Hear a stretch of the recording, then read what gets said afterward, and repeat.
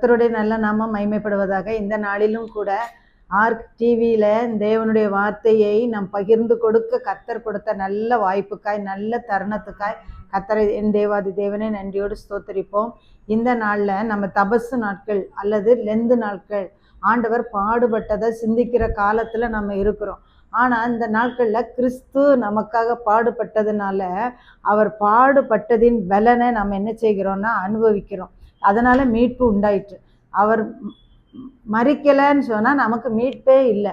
பலியாக செலுத்தப்பட்ட ஒரு தேவ ஆட்டுக்குட்டி இயேசு கிறிஸ்து. அப்போ இந்த இயேசு கிறிஸ்து பலியாக சிலுவையில் சிந்தினார்ல, அவருடைய இரத்தத்தின் விலையே பரலோகத்திலையும் பூலோகத்திலையும் அவருடைய இரத்தத்துக்கு ஈடானது வேற எதுவுமே கிடையாது. அப்போ இது எதுக்காக அவர் வந்தார் உலகத்துக்குன்னு சொன்னால், ஆதியில ஏதேன் தோட்டத்தில் ஆதாம் ஏவாளை உருவாக்குனாருங்களா, அவங்க கீழ்ப்படியாமல், ஒரு வார்த்தைக்கு கீழ்ப்படியாததுனால பாவம் உலகத்தில் வந்துச்சு. கீழ்ப்படியாமல் தான் சொல்கிறோம், ஆனால் அதே ஒரு பெரிய பாவம். ஆண்டவருடைய வார்த்தைக்கு கீழ்ப்படியாமல் சத்துரு வஞ்சித்து போட்டுட்டான். 1 by 1 நீங்கள் தேவனை போல இருக்கலாம், அதனால தான் உங்களை. ஆனால் அந்த பொய் வார்த்தைக்கு அவர் செவி கொடுத்தா. பாருங்கள், ஒரு பாவம் நமக்குள்ளே வருதுன்னா அநேக காரியங்கள் 1 by 1 தொடர்ந்து செயல்படும். அப்போ இவ ஆண்டவர் சொன்ன வார்த்தையை அப்படி பிடிக்கலை, அப்படி கடைபிடிக்கலை. சரியா? அவரை அதை விட்டுட்டு என்ன பண்ணிட்டா, சாத்தான் சொன்னவ நீங்கள் தேவர்களை போல இருப்பீங்கன்னு அவர் தெரிஞ்சதுனால தான் உங்களை அதை புசிக்கக்கூடாதுன்னு சொன்னார். எவ்வளோ தந்திரமாக பேசுனான்னு தெரியுமா? நீங்கள் எல்லா கனியும் புசிக்கலாமா, புசிக்கக்கூடாதுன்னு சொல்லியிருக்கிறாங்களா? ஆமாம், நாங்கள் எல்லாம் சாப்பிடலாம், ஆனால் தோட்டத்தின் நடுவில் இருக்க கனியை நாங்கள் என்ன செய்யக்கூடாது, புசிக்கக்கூடாது. இப்போ பாருங்கள், அவருடைய சிந்தையை மாத்திரான். எதில் மாத்திரான்? அந்த பழத்துக்கு நேராக அவனை கொண்டு போகிறான். அதை கர்த்தர் சொன்னதுக்கு மாறா செயல்பட வைக்கிறான். தேவாதி தேவன் நல்லவர். அவர் மனுஷனை படைச்சதுலேருந்து தோற்றத்தை உலகத்தில் உண்டானதுலேருந்து எல்லாமே நன்மையான செய்கிற தேவன். அவர் சகலத்தையும் அதினதின் காலத்தில் நேர்த்தியாய், நன்றாய், அழகாய், மகிமையா செஞ்ச தேவன். ஆனால் அவரை பாருங்க, எவ்வளவு தப்பா காட்டுறான், தப்பா சித்தரிக்கான். இதை தான் இன்னைக்கு உலகம் நம்புது. உலகம் நிறைய நம்பி சீரழிஞ்சு போனதுக்கு முதல் காரணம் இந்த ஏவாளுடைய பாவம் தான். ஏவாள் பாவம், நம்ம இன்னைக்கு பாவம் செய்யலன்னு சொல்லலாம், ஆனால் தாவீது ராஜா சொல்றான், என் தாய் என்னை பாவத்தில் கற்பந்தரித்தாள். அப்போ துச்சிந்தை, தகாத காரியம் நமக்கு நம்பல கர்த்தரை. முதல்ல ஆண்டவர் சொல்றாரு, முழு இருதயத்தோடு, முழு ஆத்மாவோடு, முழு பலத்தோடு, முழு சிந்தையோடும் நீ ஆண்டவர் இடத்துல அன்பு கூறு. நான் என்னாலும் படிச்சிருக்கேன், முழு ஆத்மாவோடு, முழு பலத்தோடு, முழு அன்பு கூறுன்னு. ஆனால் நேற்று முந்தானத்து தான் பார்க்கும்போது பார்த்தா சிந்தையோடு, சிந்தையிலையும் முழுமையான இருக்கணும். அப்போ பாருங்க, முழு சிந்தை. முழு சிந்தைன்னா என்ன சொன்ன? எண்ணம். நம்முடைய எண்ணம் பூரா இயேசு மேலே இருந்தால் நம்மளை யாருமே அசைக்கவே முடியாது. அதை தான் அவள் முதல்ல வலை விரிச்சு அவளை சோழியை முடிச்சிட்டது சாத்தானுடைய கண்ணியே. அதுதான் அவள் எண்ணத்தை டைவர்ட் பண்ணிட்டான். எண்ணம் சிந்தை தான் எண்ணம். அப்போ அந்த எண்ணம் எங்கேருந்து வருதுன்னு சொல்லியிருக்கு தெரியுமா உங்களுக்கு? எண்ணம் எங்கேருந்து வந்தான்? எல்லாரும் இங்கே அங்கே இருதயத்துல இருந்து தான் எண்ணம் தோன்றும். அப்போ இருதயத்திலிருந்து எண்ணம் உண்டாகுது. அவன் பக்தன் சொல்றான், ஆண்டவரே என் இருதயத்தை உமக்கு நேராய் மாற்றிடணும், என் இருதயம் உமக்கு நேராக செம்மையானதா இருக்கட்டும். அப்போ இருதயம் தான் திருக்குள்ளதும் மகா கேடுள்ளதுமாய் இருக்கிறதுன்னு வேதத்துல எழுதப்பட்டிருக்கு. அப்ப பாருங்க, இருதயத்தை திருக்கு கேடா மாத்தி நம்மளை தகாத காரியத்தை செய்ய வச்சு கர்த்தருக்கு விட்டு தூரம் போக பண்ணிடுறான். அப்ப பாருங்களேன், யோபு சொல்றான், ஆண்டவரே நீர் மனுஷரை ஒரு பொருட்டா எண்ணுறதுக்கு அவன் என்ன, நீர் அவன் மேல் சிந்தை வைக்கிறதுக்கும், காலை தோறும் அவனை விசாரிக்கிறதற்கும், நிமிஷந்தோறும் அவனை சோதிக்கிறதுக்கும் அவன் ஏமாத்துறான். பாருங்க, கர்த்தர்ட்ட யோபு சொல்றான். யோபு மேல கர்த்தர் கண் வச்சிருந்தாரு. யோபுவை கர்த்தருடைய கண்கள் எப்படி பார்த்துச்சுன்னு தெரியுமா? நீதிமான், உத்தமன், சன்மார்க்கன், கர்த்தருக்கு பயந்து தீமை விட்டு விலகுகிறவன். இத்தனையும் யோபு குறித்து தேவன் சொன்ன வார்த்தை. அப்போ இதுல பாருங்க, அவன் சொல்றான், மனுஷனை என்ன நீ ஒரு பொருட்டா எண்றதுக்கு, என் மேல சிந்த வைக்கிறதுக்கு, காலை தோறும் மனுஷனை விசாரிக்கிறதற்கு, நிமிஷந்தோறும் அவனை சோதிக்கிறதுக்கு அவன் ஏமாத்துறான். ஒண்ணுமே இல்லை. மனுஷனை எண்ணப்படுவதற்கு ஏமாத்துறோம். நீங்க நல்லா பாத்தீங்கன்னா, மனுஷன் நான் பெரியவன், நீ பெரியவன். ஆனா கர்த்தர் ஒரு பிடி மண்ணுல மனுஷனை உண்டாக்கி அவன் நாசில ஜீவ சுவாசத்தை ஊதுனதுனால நாம இன்னைக்கு பெரிய ஆளா இருக்கோமே தவிர வேற ஒண்ணும் இல்லை. இப்பவும் பாருங்க, ஓடுறோம், ஆடுறோம், பிரயாசப்படுறோம், உழைக்கிறோம், அடுத்தவனுக்கு கெடுதலை செய்யறோம், அடுத்தவங்களுக்கு நன்மை செய்யறோம். ஆனா பாருங்க, உள்ள போன காற்று ஒரு செகண்ட் நின்று போயிட்டுன்னா ஆஃப் ஆயிரும். இப்போ கரண்ட் போயிட்டுனா எப்படி லைட் எல்லாம் ஆஃப் ஆகி எதுவும் வேலை செய்யாதது போல நம்ம இருதயம் ஆஃப் ஆயிட்டுன்னா அவ்வளோதான், முடிஞ்சு நம்முடைய வாழ்க்கை முடிஞ்சு தெரியும், சொல்லி முடிஞ்சிட்டு அவன் கத்தருக்குள் நித்திரை அடைந்தான்னு சொல்லிடுவாங்க. அப்போ இதை நம்ம என்ன செய்யறது இல்லை தெரியுமா? நினைக்கிறதும் இல்லை, உணர்றதும் இல்லை, சிந்திக்கிறதும் இல்லை, அது மேல சிந்த வைக்கிறதும் இல்லை.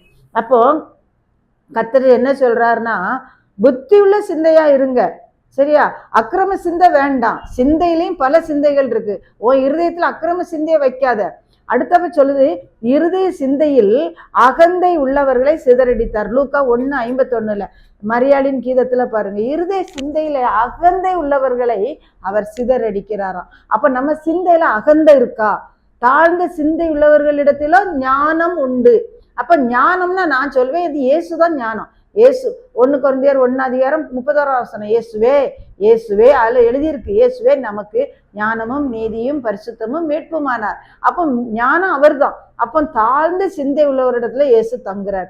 அகந்தை உள்ளவர்களை அவர் பிடிக்காது, அவருக்கு விருப்பம் கிடையாது. அப்ப நம்முடைய எண்ணத்துல சிந்தையில தாழ்மை வேணும்னா நம்ம ஆண்டவருடைய சமூகத்துல, ஆண்டவரே என்னை ஒன்றும் இல்லப்பா, உமக்கென்று எடுத்து என்னை பயன்படுத்தும், நான் உமக்கு உகந்தவளா இருக்கட்டும், அவங்க பிரியமானவளா இருக்கட்டும், என்கிட்ட கெட்ட சிந்தை வேண்டாம்ப்பா, தகாத சிந்தை வேண்டாம், மேட்டிமையான சிந்தை வேண்டாம் ஆண்டவரே, அது உமக்கு பிடிக்கவே பிடிக்காது.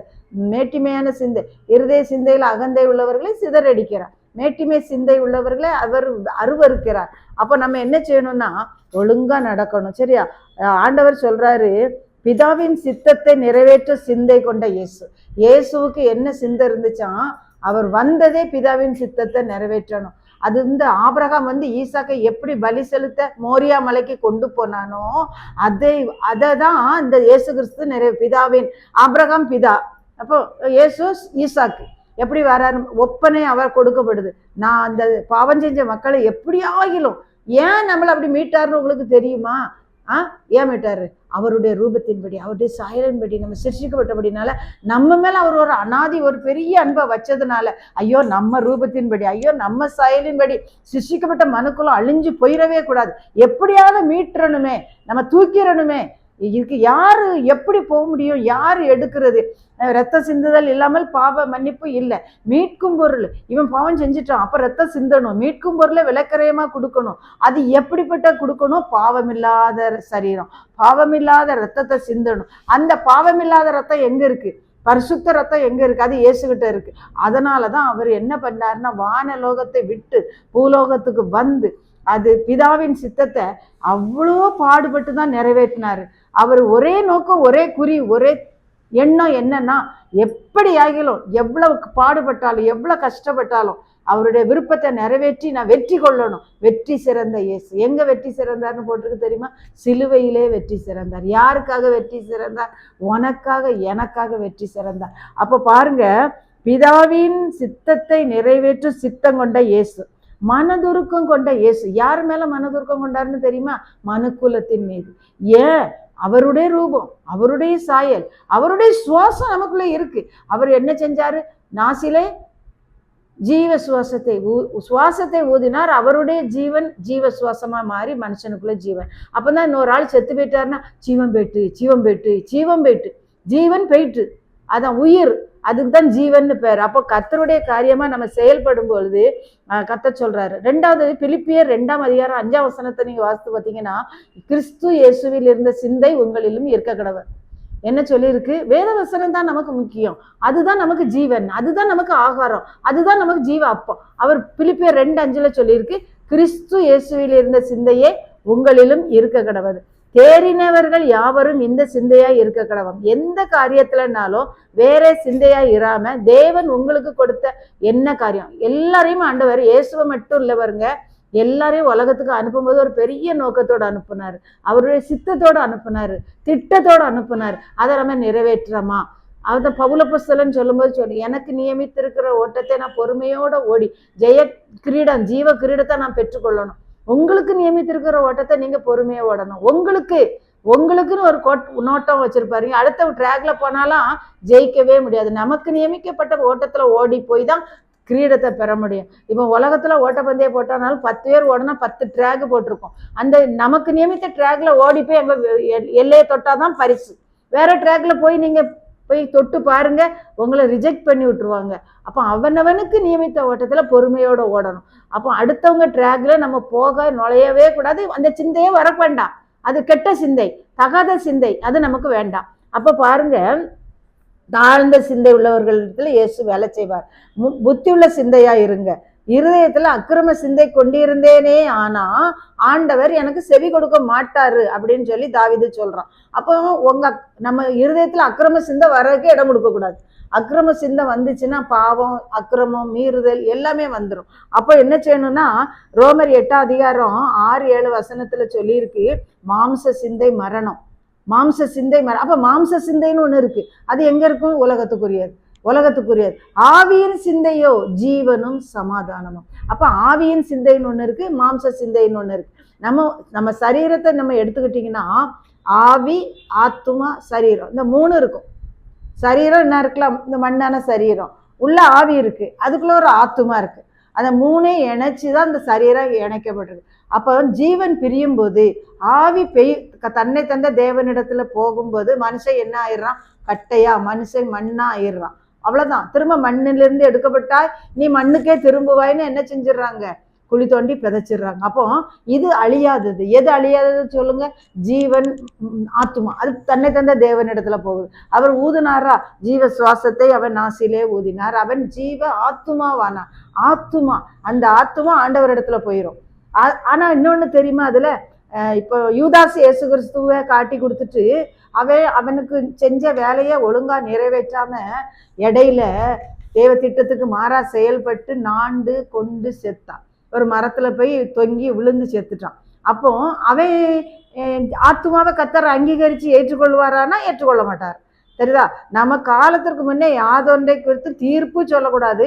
அதே நேரத்துல நம்ம ஜீவனை நம்ம அழிக்கிறதுக்கு நமக்கு அதிகாரம் கிடையாது. வாழ்க்கையில பிரச்சனை உண்டு, கஷ்டம் உண்டு, கடன் உண்டு, அன்பற்ற சூழ்நிலைகள், நெருக்கங்கள், வியாதி, எது வேணா வரட்டுமே, அதுக்கு முடிவு தற்கொலை கிடையாது. உங்க ஜீவனை நீங்க மாற்றி கொள்றதுக்கு அதிகாரம் யாருக்கும் கொடுக்கப்படலை. போராடி ஜெயிக்கணும். உயிருள்ள மீனா எதிர்நீச்சல் போட்டு நம்ம ஜெயிக்கணுமே ஒழிய அது என்ன சொல்ல, தோல்வி மனப்பான்மை நமக்கு வரக்கூடாது. ஜெயிக்க பிறந்தேனா, நான் ஜெயிக்க. இயேசு கிறிஸ்து எவ்வளவு பாடுகள் பட்டாரு.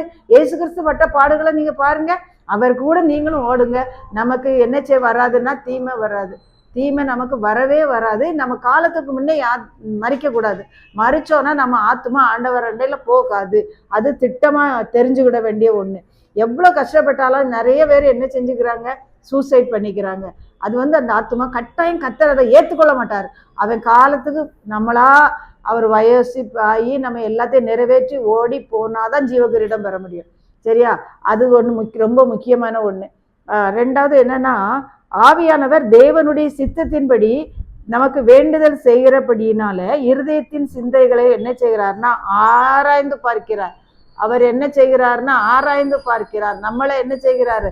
ஆராய்ந்து பார்க்கிறார். மேட்டிமையான சிந்தையா இராமல் கர்த்தருக்கு பயந்துரு. நம்ம மேட்டிமையான சிந்தையா இராம கர்த்தருக்கு பயந்து இருக்கும் போது நம்ம வாழ்க்கை ஒரு பெரிய செழிப்பை பார்க்கும். யோவான் 17:24 பாத்தீங்கன்னா, பிதாவே, உலக தோற்றம் முதல் நீர் என்னிடத்தில் அன்பா இருந்தது போல நீர் எனக்கு தந்த மகிமை நான் இவர்களுக்கு கொடுத்தேன். நீரும் நானும் எப்படி ஒன்னா இருக்கோமோ, இயேசுசாமி சொல்றாரு, பிதாவும் நானும் எப்படி ஒன்னா இருக்கோமோ அப்படி நீர் தந்த இவர்களும் நம்மில் ஒன்றா இருக்கும்படி.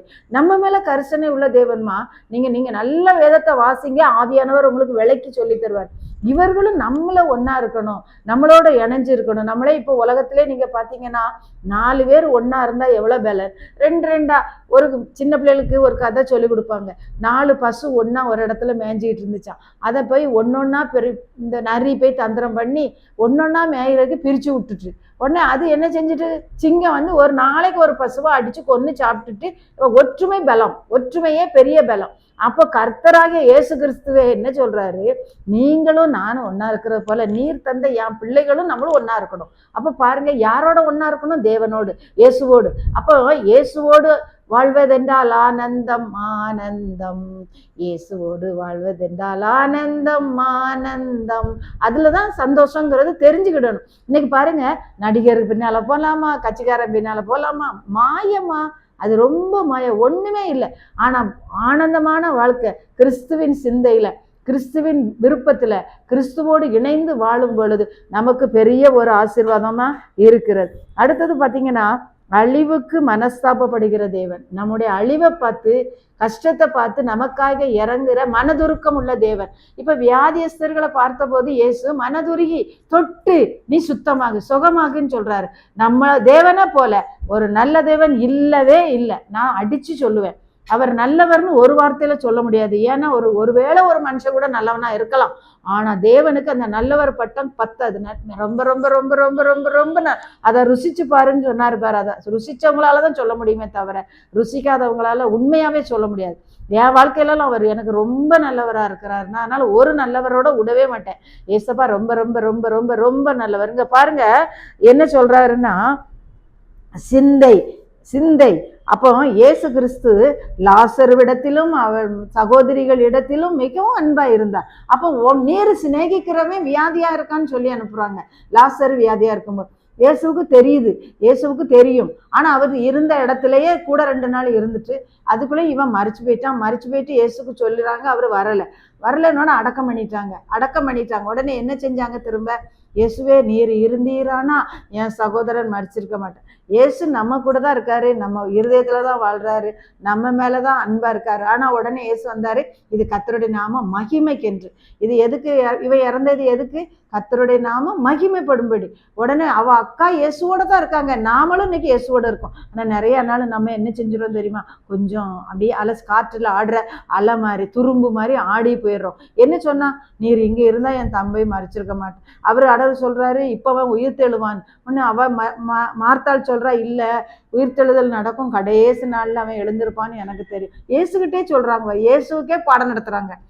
உயிர்த்தெழுதல் நடக்கும், கடைசி நாள்ல அவன் எழுந்திருப்பான். உடனே கத்தர் கல்லறைட்ட போவோம், வாங்க அவனை எங்க வச்சிருக்கீங்கன்னு காட்டுங்கன்னு சொல்லி கல்லை எடுத்து போடுங்க, கல்லறையில இருக்கிற கல்லை எடுத்து போடுங்கன்னு சொல்றாங்களா, அதை எடுத்து போடுறாங்க. எடுத்து போட்ட உடனே அதுக்கு பிறகு என்ன சொன்னா தெரியுமா? 4 நாள் ஆயிட்டே நாருமேங்க. பாருங்க, இங்க உயிர்த்தெழுந்த தேவன், அவர் மகிமையின் தேவன், அவர் வல்லமையின் தேவன். அவ அன்னைக்கு சொன்னான்னு சொல்றோம் உண்மை. ஆனா இன்னைக்கு யோசித்து பாருங்க, நீங்களும் நானும் அப்படிதான் இருக்கோம். அநேக காரியத்துல மார்த்தாள போலதான் இருக்கும். முடிஞ்சு போச்சு, இனிமே என்ன? ஒன்றும் இல்லை. கர்த்தருக்கு முடிவுல தொடக்கத்தை உண்டாக்குற தேவன். முடிஞ்சு போச்சு நீங்க சொல்ற இடத்துல கர்த்தர் ஒரு தொடக்கத்தை என்ன செய்வாரு? உருவாக்குவார். அவரால் கூடாத காரியம் ஒண்ணுமே கிடையாது. ஆண்டவர் சொல்றாரு, நம்மளை அவரோடு வச்சுக்கிடுறதுலதான் ஆசைப்படுறாரு. அதனாலதான் ஆண்டவர் சொல்றாரு, இதோ நான் வாசப்படியில நின்று கதவை தட்டுறேன், ஒருவன் என் சத்தத்தை கேட்டு கதவை திறந்தா நான் அவனுக்குள் பிரவேசித்து அவனோட போஜனம் பண்ணுவேன், அவன் கூட தங்கி இருப்பேன். அப்போ கர்த்தர் என்ன சொல்றாரு? நம்ம கூட வாசம் பண்ண விரும்புகிறவர் மாத்திரம் இல்ல, போஜனம் பண்ணவும் ஆசைப்படுறவர். அப்போ கர்த்தருடைய வாஞ்ச விருப்பத்தை நம்ம நிறைவேற்றுறோமா, செயல்படுறோமா, கர்த்தருக்கு பிரியமா உகந்தவர்களா இருக்கமா அப்படின்னு நம்ம யோசிக்கணும். மார்த்தாள் சொல்றதை பார்த்தோன்னா நம்ம அவளை குறை சொல்றோமா? ஆமா, 4 நாள் ஆயிட்டே நாருமேங்க, கடைசி நாள்ல எழுமோன்னு எனக்கு தெரியுங்க. ஆனா கர்த்தருடைய செயலின் மகத்துவங்களை உணர்ந்தவங்க, அவங்களும் கூட இருந்தவங்க, அவங்க இயேசுக்கு போஜனம் கொடுத்தவங்க, இயேசுவோடு தங்கினவங்க. ஆனா பாருங்க எவ்வளவு மோசமா இருக்காங்கன்ட்டு. அவங்கள விடையும் நாமளும் அதே விட ஒன்னுலயும் உயர்வா இல்லை, மோசமா தான் இருக்கும். அப்போ அவருடைய சிந்தையோடு நம்ம கலந்து ஒன்றித்து வாழ்ந்தா உன்னாலையும் என்னாலையும் இயேசுவை போல வாழ முடியும். இன்னைக்குள்ள உலகம் என்ன சொல்லும் தெரியுமா? இயேசுவை போல வாழ முடியாது. ஏன்னா அவர் பரிசுத்தத்திலே பறந்தாரு. அவர்கிட்ட பாவம் கத்துட்டு கடைசி நேரம் சொல்லுவாரு, உங்களில் யார் என்னில் பாவம் உண்டென்று என்ன குற்றப்படுத்த முடியும்னு சொல்லி. ஆனா கர்த்தர் என்ன சொல்றாருன்னா, அப்படி சொல்லல, பரிசுத்தமா வாழ முடியும் அப்படின்னு சொல்றாரு. நீ முயற்சி செஞ்சா வெற்றி பெறுவாய். கர்த்தரால் கூடாத காரியம் ஒன்றுமே இல்லை. நீ நம்பு, எண்ணத்துல ஜீவியத்துல பரிசுத்த வாழ்க்கை உனக்கு தருவாரு. அதனால நம்ம என்ன செய்யணும்? உன் வாழ்க்கையில எல்லாம் எப்பவும் என் இயேசுவால நான் ஜெயிப்பேன், என் இயேசுவால் நான் பரிசுத்தமா வாழுவேன், அவருடைய பரிசுத்தம் எனக்குள்ள விளங்கும், என் வார்த்தையில விளங்கும், என் செயல்ல விளங்கும், என்னுடைய நடக்கையில விளங்கும்னு சொல்லி பாருங்க. கர்த்தர் உங்க வார்த்தையை கனம் பண்ணுவார், உங்க வார்த்தையை கர்த்தர் கனம் பண்ணுவார். சரியா? அதுக்கு அடுத்தது மட்டும்னா, நான் ஒண்ணுக்கும் பிரயோஜனம் இல்லாதவா, உங்களை நீங்க குறைச்சி மதிப்பிடாதீங்க. ஏன் அப்படின்னா, மதிப்பு மிக்கவர் நம்ம கூட இருக்கிறதுனால நம்மளை குறைச்சி பிரயோஜனமற்றவங்களா நம்ம சொல்லி நம்ம என்ன செய்யக்கூடாது? குறைச்சிக்கிடக்கூடாது. சரியா? அதே மாதிரி பண ஆசை இல்லாதவங்களா இருக்கணும். என்ன ஆசை அப்ப இருக்கணும்? கிறிஸ்துவில இருந்த சிந்தை. இயேசுவுக்கு பணாசை இருந்துச்சா? ஆனா பணம் தேவைதான். அதான் நம்மள ஆண்டவர் என்னைக்கு குறையா போட்டாரு, என்னைக்கு சாப்பாடு தராம போட்டாரு, என்னைக்கு உடுத்து வைக்காம போட்டாரு, எல்லாம் கர்த்தர் நமக்கு தந்திருக்கிறாரு. ஆனா அதே நேரம் நாம என்ன செய்யணும்னா, கிறிஸ்துவின் சிந்தையோட, உலக சிந்தை, அழிவுக்குரிய சிந்தை நமக்கு இல்லாதபடி கர்த்தருடைய சிந்தையில நம்ம இருந்தோம்னா, ஒரு காரியத்தின் துவக்கத்தை பார்த்தாலும் அதன் முடிவு நல்லது. உன் இருதயத்தின் நினைவு எப்படி இருக்கிறதோ அப்படியே அவன் இருக்கான்னு வேதம் சொல்லுது. நம்ம சிந்தையை குறித்து நம்ம மிகவும் கவனமா இருக்கணும். நம்ம எண்ணம் தான் நம்ம சிந்தனை, எண்ணம் போல் வாழ்வு. அதனால நம்முடைய சிந்தனை உயர்வா இருந்தா நம்முடைய வாழ்வும் உயர்வா இருக்கும். நம்முடைய வாழ்வு உயர்வா இருக்கணும்னா இயேசுவோடு, பிதாவோடு, ஆவியானவரோடு நம்ம இணைஞ்சு இருந்தோம்னா நம்முடைய வாழ்க்கை வெற்றியுள்ள ஒரு வாழ்க்கை, மகிமையுள்ள ஒரு வாழ்க்கை, வாடாத ஒரு வாழ்க்கை, பரலோக வாழ்க்கையை நம்ம பெற்றுக்கொள்வது மிகவும் நிச்சயம். கர்த்தர் இந்த வார்த்தைகளை நமக்கு ஆசீர்வதித்து தருவாராக. ஒரு நிமிடம் அன்பின் ஆண்டவரே, உயர்ந்த சிந்தை, இயேசுவிலிருந்த சிந்தை எங்களில் இருக்கட்டும் அப்பா. கர்த்தராக இயேசு கிறிஸ்துவே உமக்கு கோடி நன்றி. எங்களுக்காய் பாடுபட்டு மீட்பை உண்டாக்கி அநேகரை ரட்சிக்க வந்த தேவனே உமக்கு கோடி கோடி நன்றி, கோடா கோடி நன்றி. பலப்படுத்தும், காத்துக்கொள்ளும், சிலுவையின் ரத்தத்திற்குள் எங்களை மறைத்துக் கொள்ளும். இயேசுவின் மூலம் ஜெபிக்கிறோம் நல்ல பிதாவே. ஆமேன், ஆமேன்.